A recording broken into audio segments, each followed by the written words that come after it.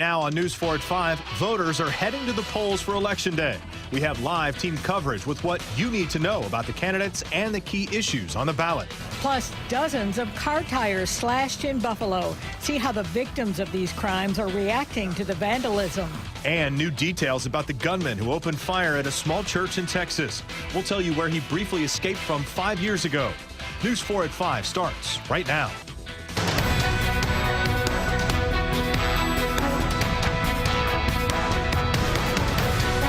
It is Election Day across the U.S. and here in Western New York. Polls in Erie County will be open for a little bit less than 4 more hours as voters are still casting their ballots.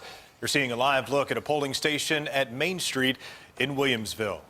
Good evening, everyone. Thanks for joining us. News 4 is your election headquarters all through the night, and we're keeping a close eye on several important races. There are also a number of key issues on the ballot for New Yorkers. We'll have more on those in a few minutes, but we start tonight with a look at some of the biggest races in our area.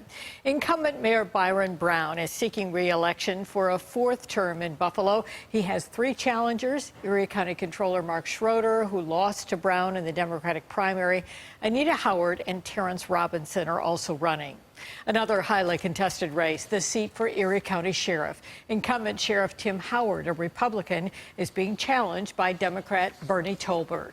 We're also paying close attention to the race for AMHERST Supervisor. The mayor of the village of Williamsville, Brian Culpa, is going head-to-head with Marjorie Yeager, who is the current AMHERST town clerk. Now, we have live team coverage for you tonight as we wait for the election results to roll in. News 4's Callan Gray begins our coverage now. She's live from Democratic headquarters at Statler City in downtown Buffalo. Callan?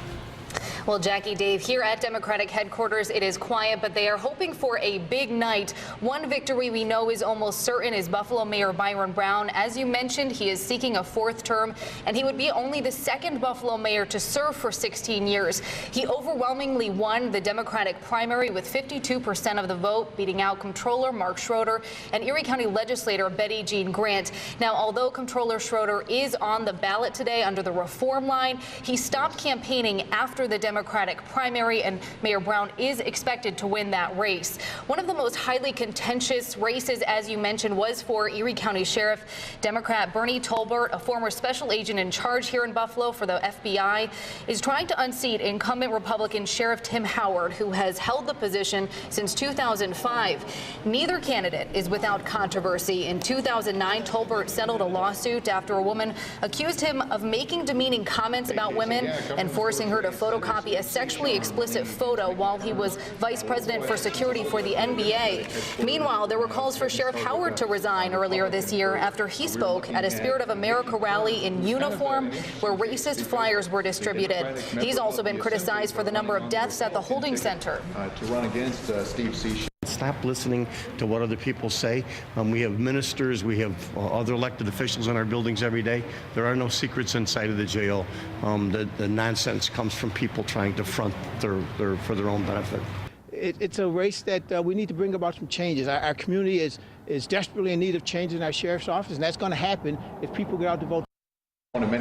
Both candidates have launched a series of attack ads against each other throughout this campaign. Tolbert is no stranger to campaigns. He ran for Buffalo mayor 4 years ago. Now he is being endorsed by Buffalo Mayor Byron Brown, who beat him in that race. Meanwhile, Sheriff Howard is endorsed by a number of local and state police associations. Coming up in the next half hour and on News 4 at 6, we are going to be talking more about the initiatives they hope to tackle if each candidate is elected. For now, live in downtown Buffalo, Callan Gray, News 4. All right, Callan, thanks very much. This evening, we're also keeping a close eye on the seat for Erie County Clerk, considered one of the big 4 offices in Erie County. Assemblyman Mickey Kearns is facing a challenge against Stephen Cishon. And Cishon has never run a major race before, something he calls a strength. His opponent, Mickey Kearns, is a current New York State Assemblyman and former mayoral candidate. News 4's Jen Schott spoke to both candidates today, and she joins us now live from the GOP's election night headquarters at the Avant building. Jen, good evening.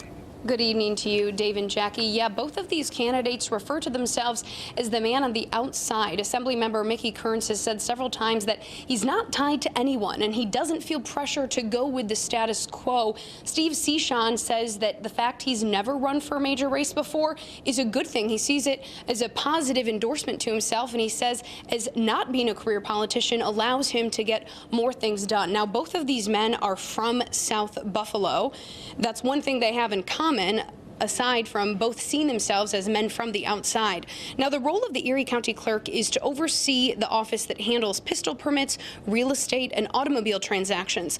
Both candidates have said the process of getting things done at the clerk's office needs to be streamlined, especially in the pistol permit department.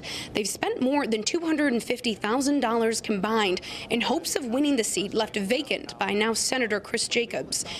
Cishon, who raised around $50,000 in the last couple of days, also got a big nod from the Democratic Party in terms of contributions over the last couple of weeks. He says that will help get him over the hump. We spoke to both candidates today on what their priorities would be as clerk.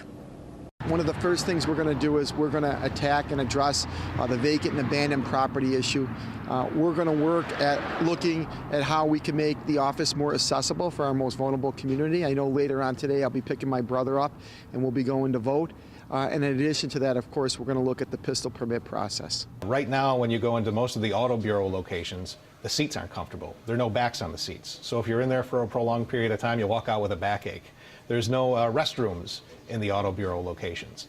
Small things like that we shouldn't have to worry about in government. You should be able to use a restroom while you're in a government building if you're there for a prolonged period of time. Now, Cishon says he fully intends on winning tonight. Michael Kearns was also optimistic this morning when we spoke with him. Other races we're looking at here, the 8th district seat in the Erie County Legislature. That's between Republican incumbent Ted Morton versus another Democratic newcomer, John Brusso. This has the potential to change the 6-5 majority that the GOP currently holds in the Erie County Legislature. Of course, we're also keeping tabs on the highly heated race for the Erie County Sheriff's seat, as well as the race for Erie County Comptroller. I will have much more on those important races coming up this evening on News 4 at 6. For now, reporting live from the Avant, the GOP headquarters here in downtown Buffalo, Jen Shantz, News 4 at 5. Dave and Jackie.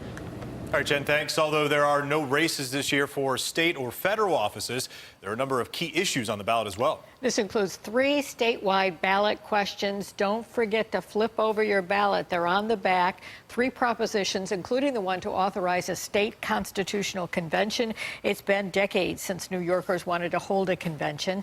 Question 2 deals with whether the state can reduce or even revoke public pensions for public officers who are convicted of a felony related to their job.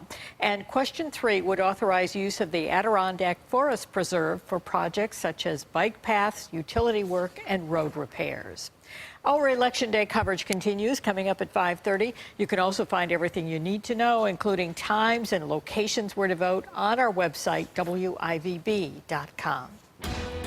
We're following breaking news just into the newsroom now. Former Major League pitcher Roy Halladay died when his small plane went down in the shallow waters of the Gulf of Mexico off the coast of Florida.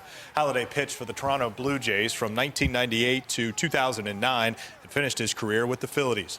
Sports director Josh Reed will have much more on this breaking story coming up a little bit later in sports. And straight ahead, in 2 minutes, we're learning new details about the Texas church shooter. We'll tell you about his escape after attacking his wife and stepson in 2012.